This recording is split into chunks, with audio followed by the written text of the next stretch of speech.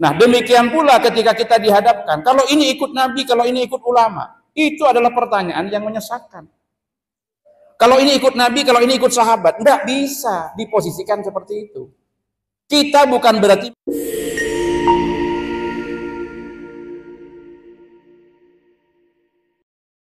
dalam bahasa yang lain mungkin Kiai Musta'in itu ingin mempertanyakan kenapa cara menjawab persoalan di dalam Bahsul Masail dengan MUI itu beda.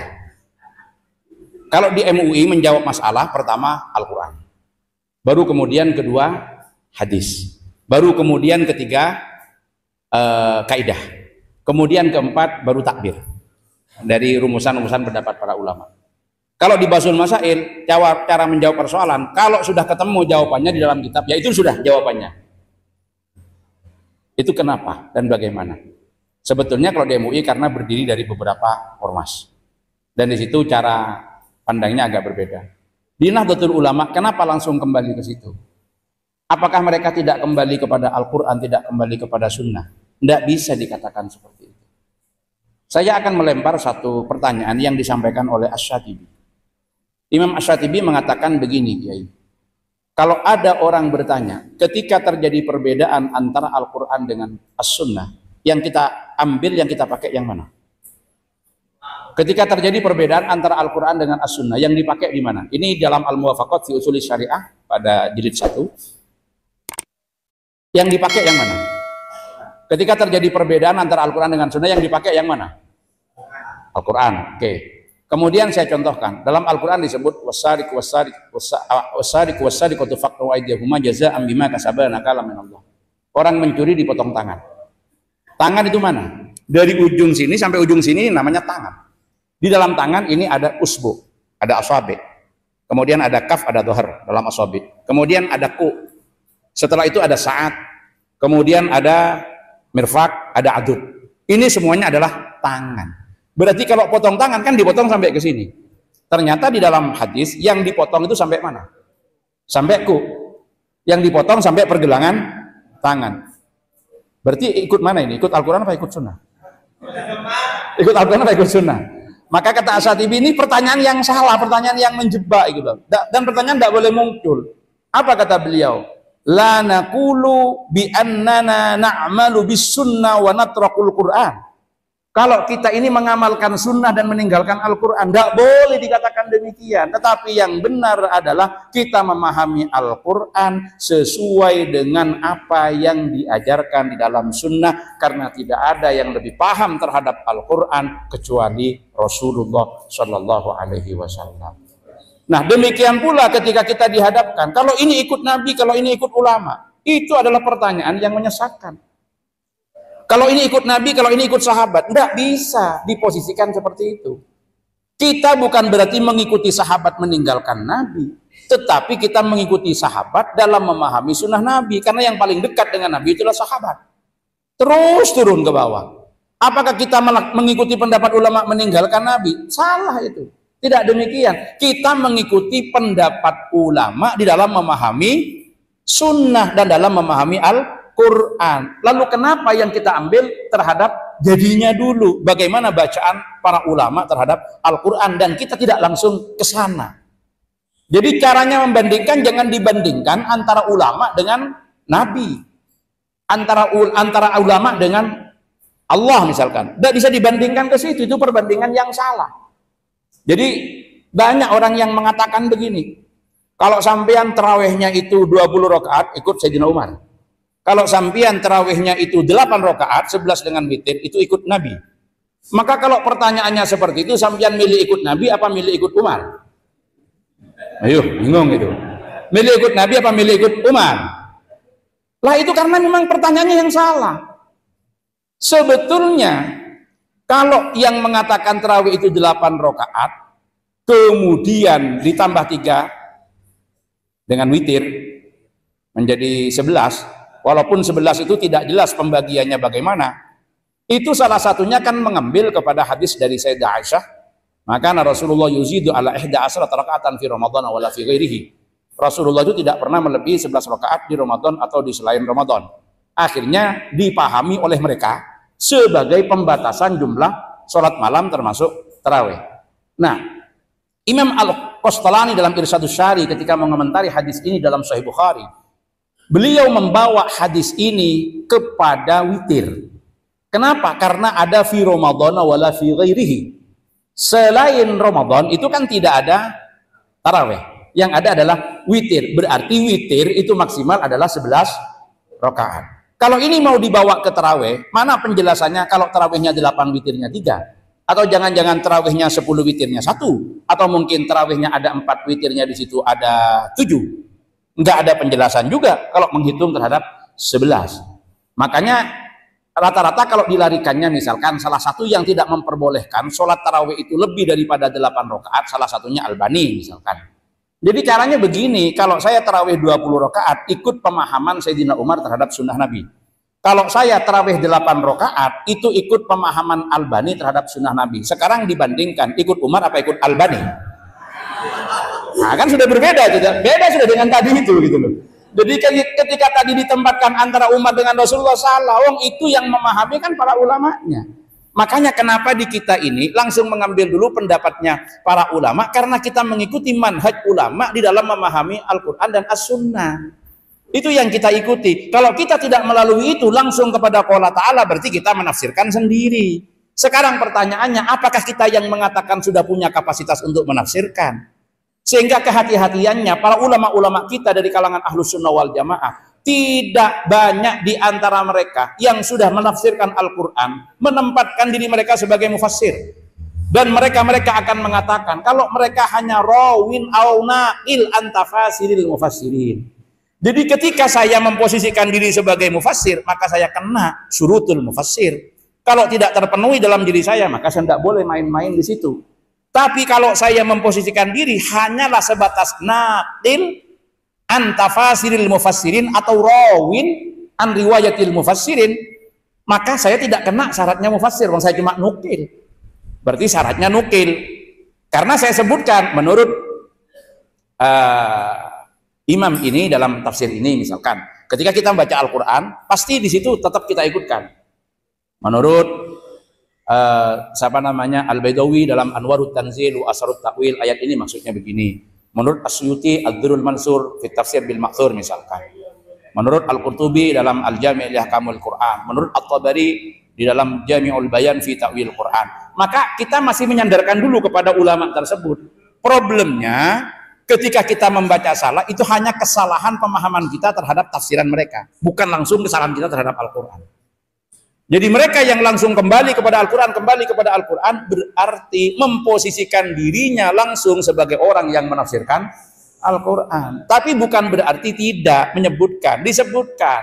Jadi misalkan menurut Al-Imam Al-Baidawi dalam Anwarut Tanzil wa Asrarut Ta'wil, bahwasanya khusyuk yang dimaksud di dalam firman Allah surat Al-Mu'minun, qad aflahal mu'minun alladzina hum fi shalatihim khashi'un. Kalau perlu menyebutkan ayatnya, kalau tidak ragu akan salah. Karena kelemahan kita ketika menyebut Al-Quran itu biasanya kadang-kadang ayatnya juga salah disebut, seperti Cak Ta'in tadi menyebut Utu ila sabil rabbika, itu bukan An-Nisa tetapi suratnya Anhal 125. Enggak contoh tapi guyon itu An-Nahl. Yang An-Nisa itu 59 tadi. An-Nisa 59 itu atiullah wa atiur rasul wa ulil amri minkum fa in tanaza'tum fi syai'in farudduhu ila Allah wa rasuli. Kalau kemudian yang di bawahnya lagi Al-A'raf yang ditulis oleh Kiai itu Al-A'raf 157 di situ yang disebutkan faladina amanu azaru. Itu kalau memang tidak ragu disebutkan. Kalau ragu dosa disebutkan. Nah, karena problem kita itu kadang-kadang tahu tempatnya. Ingat sih ya kita di situ bacaannya cuma ini ayat berapa ya. Lah mau ngitung susah kita. Mau ngitung susah gitu. Dan kita kadang-kadang sering gitu loh. Saya itu mohon maaf, saya itu pernah dikomplain, Pak. Ada kebetulan di situ ada Ma'had Ali ilmu tafsir di Pondok Pesantren Nurul Qadim, acara hallnya Kiai Nurul Qadim itu punya. Kiai siapa itu? Kiai Nuruddin waktu itu. Kemino Kiai Nuruddin. Saya itu salah menyebut Al-Quran itu wa kullan naqussu 'alaika min amba'ir rusuli ma nuthabbitu bihi fu'adak. Saya keliru menyebut surat Yunus, padahal itu surat Hud. Ayatnya 120. Langsung ada yang telepon ke saya, panitianya mau konfirmasi apa betul padahal surat Yunus itu tidak sampai 120 ayat. Ya saya sampaikan, mohon maaf sabkul lisan itu surat Hud gitu saya. Sebetulnya saya sudah ingin menyampaikan surat Hud, tapi tidak tahu kok lisan saya keluarnya surat Yunus. Itu kan sering terjadi seperti itu. Jadi kalau ragi enggak usah disebutkan sudah. Firman Allah dalam Al-Quran. Dan itu akhirnya menjadi cirinya orang NU. Ya, kalau orang-orang di sana itu kan kadang ayat sekian, tapi jarang menyebutkan terhadap pendapat-pendapat para mufassir. Saya kira ketakdiman kita, ketawaduan kita bahwa kita belum ada pada kapasitas untuk memahami itu secara langsung tanpa menukil dan mengikuti pendapat ulama-ulama terdahulu, maka kita mulai dengan menurut ulama ini, menurut ini dan tidak langsung kepada qaul Allah Ta'ala. Kenapa? Dalam kajian keislaman begini. Bentar, saya pinjam waktu mungkin 1 menit. Takut barangkali ini ada sesuatu yang bisa menjadi tambahan pemahaman. Ada model kajian induktif, ada model kajian deduktif. Itu dalam kajian tek, Pak. Kalau kajian induktif itu berangkat dari realitas kembali kepada tek. Dari umum ke khusus. Kalau kajiannya deduktif itu dari tek dibawa ke realitas. Kajian-kajian kaidah usuliyah itu adalah deduksi hukum Islam, bukan induksi. Kalau induksi ada persoalan dikembalikan kepada Al-Quran. Nah, kelemahan kajian induktif ini apa?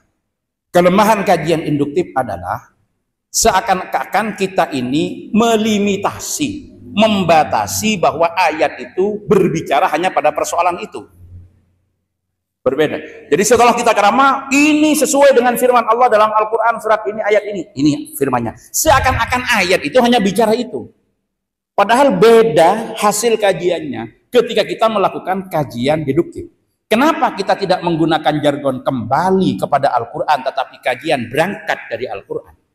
Kalau kita berangkat dari Al-Quran, maka satu ayat Al-Quran bisa menunjukkan kepada beberapa dalalah. Misalkan, ya ayyuhalladzina amanu kutiba alaikumusyiyamu kama kutiba alal ladzina min qablikum la'allakum tattaqun. Ini kan surat Al-Baqarah ayat 183. Di Al-Baqarah 183 kemudian apa yang akan kita temukan dari sini? Ternyata kalau kita orang yang memiliki pandangan-pandangan secara teologi, maka akan menemukan dalam ayat itu kajian puasa diwajibkan bagi kalian dan diwajibkan bagi orang sebelum kalian. Berarti ada yang disebut dengan the transcendent unity of religion. Artinya apa? Titik temu antar ajaran-ajaran agama samawi. Artinya semua agama mengajarkan puasa. Berarti semua agama itu mengajarkan pada hal-hal yang baik. Hanya persoalan nanti pada bagaimana pemeluk agama itu memahami agamanya. Berarti ini sudah masuk menjadi kajian perbandingan agama. Tapi kalau kita orang yang punya kecenderungan hukum, maka dari ayat ini yang akan ditemukan hanyalah kutiba itu adalah kewajiban berpuasa kepada siapa? Kepada orang-orang yang melihat hilal. Maka disitulah kemudian setelah hilal dilihat, dilaporkan kepada pemerintah, diumumkan, maka disitulah permulaan kewajiban berpuasa. Maka yang akan muncul dari kajian ayat itu apa saja rukunnya puasa, siapa saja yang wajib berpuasa. Sehingga di belakangnya yang dikembangkan nanti wa man kana minkum maridun aw ala safarin faidatun min ayyamin ukhra. Itulah kecenderungan pada kajian fikihnya. Tapi orang yang punya kajian konteksnya ijtimai dan adabi, kondisi sosial kemasyarakatan, yang diwajibkan puasa adalah orang-orang yang beriman. Tujuan puasa membentuk pribadi yang bertakwa. Berarti tidak selamanya keimanan melahirkan ketakwaan. Maka iman harus diproses diantaranya dengan puasa. Maka tafsirnya akan muncul seperti kata Al-Maraghi misalkan, ma huwa i'dadus shaum littaqwa. Apa yang bisa dilakukan puasa kepada takwa? Berarti puasa mengajarkan kedisiplinan, puasa mengajarkan kejujuran, puasa mengajarkan kepekaan sosial. Yang itu semua akan membawa kepada ketakwaan. Artinya satu ayat yang dikaji ketemu dengan berbagai macam perspektif. Tapi kalau kita kembali kepada Al-Quran, maka seakan-akan Al-Quran hanya berbicara terhadap persoalan yang kita bacakan itu. Itulah kelemahan model deduktif. Tetapi ada kemudian jalan tengahnya, ada yang disebut dengan model pendekatan reflektif. Model pendekatan reflektif itu adalah kajian mondar-mandir antara induksi dengan deduksi. Ya, mohon maaf saya sampaikan di sini ini karena kalau biasanya di pesantren kan nggak diajarkan gitu ya di pondok. Nah ini kajian-kajian perspektif metodologi yang sering disebut dengan metodologi studi Islam. Jadi pada kajian teks gitu. Tapi sebetulnya ketemu dengan tafsir, ketemu dengan hadis, ketemu. Jadi itu indahnya kalau nanti kita memperkaya dengan berbagai macam perspektif. Jadi disitulah kemudian pendekatan-pendekatan terhadap teks itu harus didekati dengan banyak hal. Sama dengan orang yang kemudian melihat Al-Quran itu hanya dari sisi lafaz dan makna, dari satu perspektif keilmuan. Dia bisa menerjemahkan, dia bisa menafsirkan, kemudian dia menemukan cerita bagaimana Nabi Isa dilahirkan oleh Maryam. Bahwa Siti Maryam itu bersandar terhadap pohon kurma. Kemudian dari situ kemudian jatuhlah rutop, dimakan. Ya hanya cerita Pak yang didapatkan. Tapi orang yang memiliki berbagai macam perspektif dan pendekatan dalam kajian nas, dan dia karena ini terkait dengan masalah kelahiran, dia kaji juga dalam perspektif ilmu kebidanan. Ternyata melahirkan dalam posisi bersandar itu lebih baik daripada melahirkan dalam kondisi terlentang. Silakan nanti dikonfirmasi dalam kebidanan.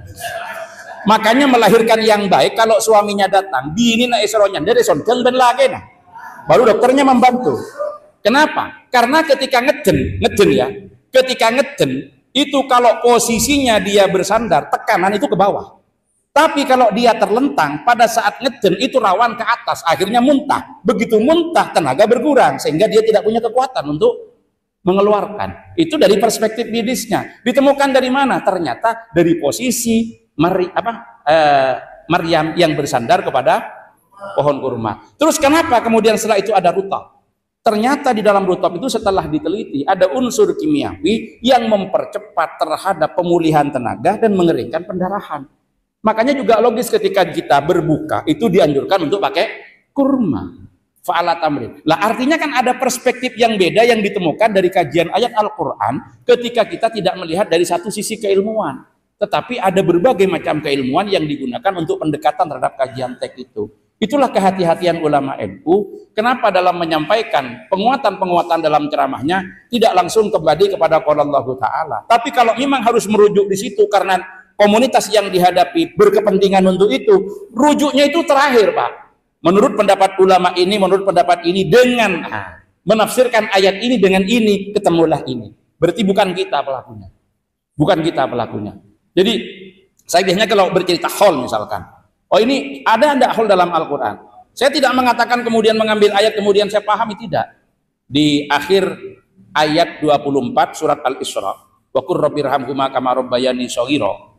Di situ ada beberapa mufassir, di antaranya misalkan Abul Fida Ismail Ibnu Katsir, Abu Isa Al-Qurtubi dalam Al-Jami' li Ahkamil Quran, dalam tafsir Quran Al-Azim, termasuk Syekh Wahba Az-Zuhaili dan beberapa ulama tafsir yang lain menjadikan hadis yang dari Abu Asid Malik bin Rabi'ah As-Sa'idi yang dikeluarkan oleh Ahmad bin Hambal dalam musnadnya, oleh Abu Daud dalam sunannya, oleh At-Tirmidzi dalam sunannya, yang isinya hadis adalah bainama ana jalisun ma'a Rasulillah sallallahu alaihi wasallam idza ja'ahu rajulun minal ansar faqala ya Rasulullah hal baqiya alai min bir abawayya shay'un ba'da mautihima abirruhuma bihi. Nah, itu misalkan hadisnya. Berarti ini yang dapat dijadikan hal. Ini prosesnya bagaimana? Beliau menempatkan hadis ini sebagai penafsir terhadap wa qur rabbirhamhuma kama rabbayani shaghira, yang intinya ujung-ujungnya hal gitu loh. Artinya ini yang dilakukan dengan apa? Tafsirul Quran bis sunnah, yang tafsirul Quran bis sunnah itu menempati urutan kedua dari qimatut tafsiril bil maksur setelah tafsirul Quran bil Quran. Jadi tidak langsung kemudian qala ta'ala begini, tapi kita berangkat dulu dari pendapat ulama yang kemudian terakhir kita pastikan bahwa pendapat ulama itu juga merujuk kepada Al-Quran. Jadi bukan kita tidak kembali kepada Al-Quran dan ikut ulama, tetapi mengikuti manhaj ulama dalam cara mereka memahami Al-Quran, karena kita belum punya kapasitas untuk menafsirkan sendiri. Akhirnya yang memaksa menafsirkan sendiri banyak, itu yang langsung baca qala Allah Ta'ala tabbab ya abi lahabi wa tablah. Kan ada yang rame di YouTube itu ya, yang mau cerita Abu Lahab keliru ke Abu Jahal itu ya. Surban kadung besar tidak cukup ada di kepala, tapi juga diselendangkan, lehernya juga ada tasbihnya. Kemudian membaca tabbab ya abi lahabi wa tablah. Itu ceritanya Abu Jahal katanya. Kenapa? Ya karena dia tidak cukup perangkatnya, keilmuannya dan lain sebagainya, merasa sudah bisa untuk kemudian memahami Al-Quran. Siapa yang nambah di belakang itu saya tidak tahu. Nah, ini Pak Dokter itu sebetulnya ya, karena pertanyaan beliau itu tidak bisa dijawab dengan singkat. Saya mohon maaf yang lain, tapi sekaligus buat tambahan. Terima kasih. Sudah cukup ya? Ya sudah cukup, 3 aja cukup. Ini syarat bahwa kita sudah dialog gitu aja. Terima kasih.